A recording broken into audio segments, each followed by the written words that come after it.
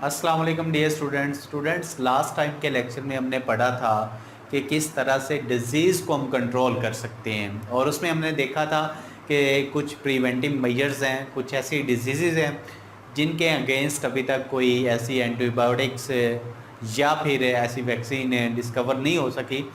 उनके अगेंस्ट हम क्या कर सकते हैं, उसका जो बेहतरीन सोल्यूशन है वो हमारे पास प्रिवेंटिव मेजर्स हैं कि उनको by taking some preventive measures हम क्या कर सकते हैं, उसका खदशा, उस डिज़ीज़ से बचाव और काफ़ी सारी उसके उसके फैलने के खदशात को हम अपने अंदर और दूसरे जो कितने भी इंडिविजुअल्स दुनिया में पाए जाते हैं उनको हम बचा सकते हैं by giving some preventive measures के। तो एहतियाती तदाबीर को हम यूज़ करके कुछ ऐसी बीमारियां हैं जिनसे हम बच सकते हैं। तो नेक्स्ट जो डिज़ीज़ कंट्रोल में आ रहा है वो है वैक्सीनेशन। तो वैक्सीनेशन हमारे पास एडवर्ड जेनर ने 1796 में इसको डिस्कवर किया था, इसको बनाया था। और किस तरह से वैक्सीनेशन की डिस्कवरी हुई है और किस तरह से ये वर्क करती है, ये हमारे इस जो फर्स्ट चैप्टर है इसमें एक हिंट गिवन भी है कि इसकी डिटेल जो है हम वैक्सीनेशन को किस तरह से ये बनती है, किस तरह से ये वर्क करती है, हम छठे चैप्टर में जाके इसकी डिटेल को सीखेंगे। लेकिन इसमें सिर्फ आपने जो इस चैप्टर में की हद तक जो तैयार करना है वैक्सीनेशन से रिलेटेड, वो सिर्फ आपने ये तैयार करना है कि एडवर्ड जेनर जो फर्स्ट साइंटिस्ट थे जिन्होंने ये वैक्सीनेशन बनाई थी और किसके अगेंस्ट थी, स्मॉल पॉक्स से अगेंस्ट थी। और स्मॉल पॉक्स को इस दुनिया से तकरीबन एलिमिनेट किया जा चुका है, वो ख़त्म हो चुकी है। और बहुत सी ऐसी बीमारियां हैं जिससे रिलेटेड, जिसका असर ख़त्म करने के लिए, जिसके ख़िलाफ़ लड़ने के लिए क्या बनाई जाती है, वैक्सीन को तैयार किया जाता है। उनमें से हमारे पास पोलियो है, कफ है, मीज़ल्स है, स्मॉल पॉक्स है और जो एड्स है हमारे पास, जो एड्स है इसको इसके अगेंस्ट वैक्सीन तैयार हो रही है। अभी तक काफ़ी सारे तजर्बात हुमन पे किए जा रहे हैं, लेकिन अभी तक एड्स से रिलेटेड कोई ऐसी वैक्सीन मार्केट में अभी तक अवेलेबल नहीं है। और इसका जो बेस्ट सोल्यूशन है एड्स का, वो हमारे पास प्रिवेंटिव मेजर्स ही हैं कि हम एहतियाती तदाबीर को यूज़ करके, एहतियाती तदाबीर को अपना के क्या कर सकते हैं, एड्स से महफूज रह सकते हैं। और बाकी पोलियो, कफ, मीज़ल और स्मॉल पॉक्स से की जो वैक्सीन है ये मार्केट में अवेलेबल है और ये बच्चों को उनके अर्ली एजेस में, स्पेशली जो पोलियो है, इसकी वैक्सीन दी जाती है। और जैसे ही एक बच्चे को वैक्सीन दी जाती है वो उसका जो इम्यून सिस्टम के साथ ये सारा वर्क करती है। और ये जितनी भी डिटेल है आपको ये छठे चैप्टर में बता दी जाएगी कि वैक्सीन बनाई कैसे गई और ये वर्क किस तरह से करती है। और सारा इसका एक डिटेल टॉपिक छठे चैप्टर में गिवन है, उसमें हम डिटेल इसकी जाके देखेंगे। लेकिन आपने आज तक के लिए बस ये इसको तैयार करना है कि ये एडवर्ड जेनर फर्स्ट साइंटिस्ट थे जिन्होंने किस में 1796 में 1796 में इसको तैयार किया था। पोलियो, कफ, मीज़ल्स और स्मॉल पॉक्स को तकरीबन दुनिया से ख़त्म किया जा चुका है। और एड्स की अभी तक क्या है, अंडर एडमिनिस्ट्रेशन है। अभी इस पे काफ़ी सारे तजर्बात हो रहे हैं। जैसे ही मार्केट में आती है तो इसका भी काफ़ी सारा दुनिया को फ़ायदा होगा। तो अगला जो ट्रीटमेंट है, अगर कोई बीमारी लग जाती है हमें, तो उसके अगेंस्ट और क्या क्या हम किस तरह से डिज़ीज़ को कंट्रोल कर सकते हैं, वो हमारे पास ड्रग ट्रीटमेंट और हमारे पास काफ़ी सारी और टेक्निक्स हैं, जैसे जीन थेरेपी है, रेडियोथेरेपी है, कीमोथेरेपी है। और ड्रग ट्रीटमेंट के ज़रिए हम किस तरह से बीमारियों से महफूज रह सकते हैं या बीमारियों को कंट्रोल कर सकते हैं। तो सबसे पहला जो मेथड है वो है हमारे पास एंटीबायोटिक्स। देखें, अगर कोई डिज़ीज़ हो जाती है जो कि एक बैक्टीरियल डिज़ीज़ है, तो हम क्या करते हैं, एंटीबायोटिक्स खाते हैं। या उस पेशेंट को जिसको एक बैक्टीरियल प्रॉब्लम हो गया है तो उसको हम क्या देंगे, एंटीबायोटिक्स देंगे। एंटीबायोटिक्स क्या करती हैं, ये बैक्टीरिया को किल कर देती हैं। जैसे ही बैक्टीरिया को ये किल करेंगी तो क्या होगा, उस बीमारी का जो असर है या जिस बीमारी ने जन्म लेना है वो ख़त्म हो जाएगी। बायोटिक्स को भी यूज़ करने में काफ़ी सारी एहतियाती तदाबीर अपनानी पड़ती है। एक तो इसकी जो डोज़ होती है ये फ़िक्स होती है, और एक अच्छे डॉक्टर से लेकर ये एक अच्छा डॉक्टर ही रिकमेंड कर सकते हैं कि कितनी कितनी डोज के लिहाज से आपको एंटीबायोटिक्स लेनी चाहिए। लेकिन अगर हमारे अंदर जो बैक्टीरिया होते हैं वो एंटीबायोटिक्स रेजिस्टेंट हो जाते हैं, एंटीबायोटिक्स का उन पर असर ही नहीं होता, तो फिर क्या होता है, उस बीमारी का उस ये एंटीबायोटिक्स उन बैक्टीरिया पे असर करना छोड़ देती हैं। तो फिर ये क्या करना चाहिए, एक फ़िक्स क्वांटिटी में इन एंटीबायोटिक्स को लेना चाहिए। ये सारी डिस्कशन बुक में गिवन है, आपने पढ़ लेनी है। आगे है हमारे पास ड्रग ट्रीटमेंट है, जिसमें कीमोथेरेपी दूसरा मेथड आ रहा है। इसमें क्या होता है, कीमोथेरेपी और रेडियोथेरेपी ये दोनों मेथड्स कैंसर का इलाज करने के लिए, कैंसर का ट्रीटमेंट करने के लिए अपनाए जाते हैं।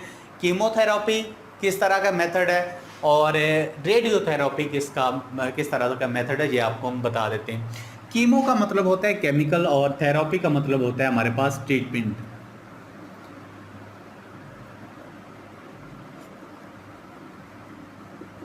जी, तो कीमो का मतलब हमारे पास केमिकल्स और थेरेपी का मतलब ट्रीटमेंट, यानी कि केमिकल ट्रीटमेंट थ्रू केमिकल्स। और ये हमारे पास आएगा, रेडियो का मतलब होगा हमारे पास रेडिएशंस, और जो हमारे पास थेरेपी का मतलब होता है ट्रीटमेंट। तो ये हमारे पास ट्रीटमेंट थ्रू रेडिएशंस और कीमोथेरेपी है हमारे पास ट्रीटमेंट थ्रू केमिकल्स। अब देखें कीमोथेरेपी में हम क्या करेंगे, सर्टेन ऐसे केमिकल्स एक लैब के अंदर तैयार किए जाते हैं जो कि एंटी कैंसर होते हैं। कैंसर का इलाज करने के लिए कुछ केमिकल्स हैं जो कि एक पेशेंट को दिए जाते हैं, जो कि अक्सर क्या कर पाकिस्तान में भी ऐसे काफ़ी सारे सेंटर्स हैं जहाँ पे इस कीमोथेरेपी के ज़रिए कैंसर का इलाज किया जाता है।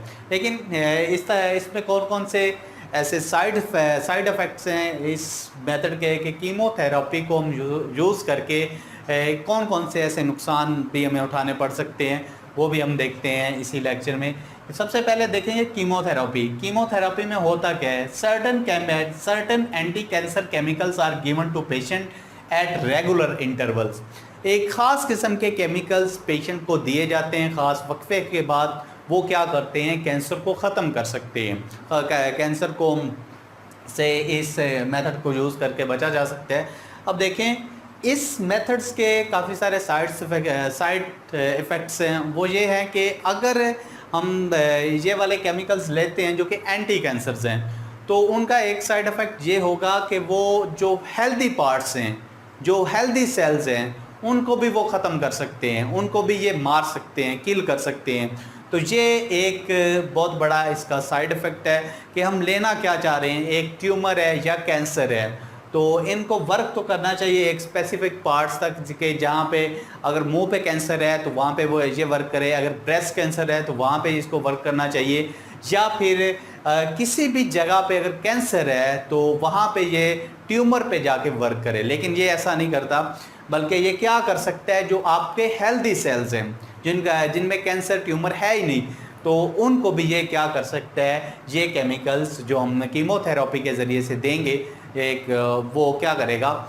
इनको जो आपके नॉर्मल सेल्स हैं उनको भी किल कर सकते हैं। तो ये इस मेथड का एक बहुत बड़ा साइड इफ़ेक्ट है। और इसका जो अल्टरनेटिव है हमारे पास वो है रेडियोथेरेपी। रेडियोथेरेपी में क्या होता है, cancerous parts are export to short wave radiations.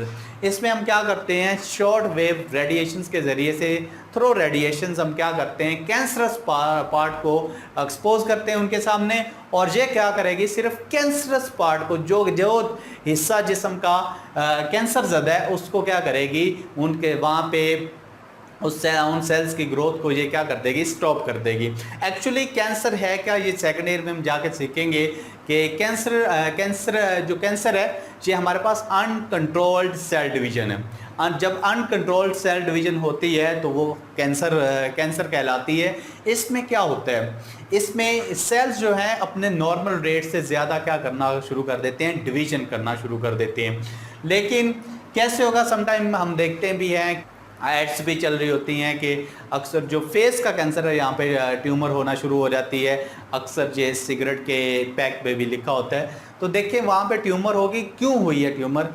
Uncontrolled cell division की वजह से हुई है।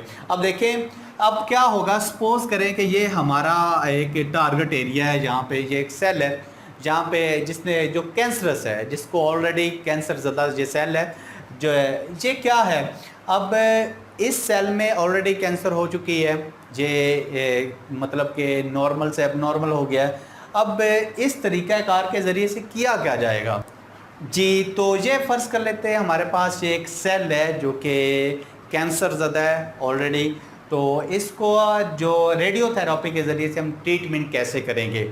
हम एक मटेरियल लेंगे, सपोज करें ये एक हमारे पास रेडिएशन का सोर्स होगा। इस मटेरियल को हम किसी भी मटेरियल को जो कि एक जो आपके डॉक्टर हजरात होते हैं, जो वो ही रिकमेंड करते हैं, उनको ऑलरेडी पता होता है कि क्या करना होता है।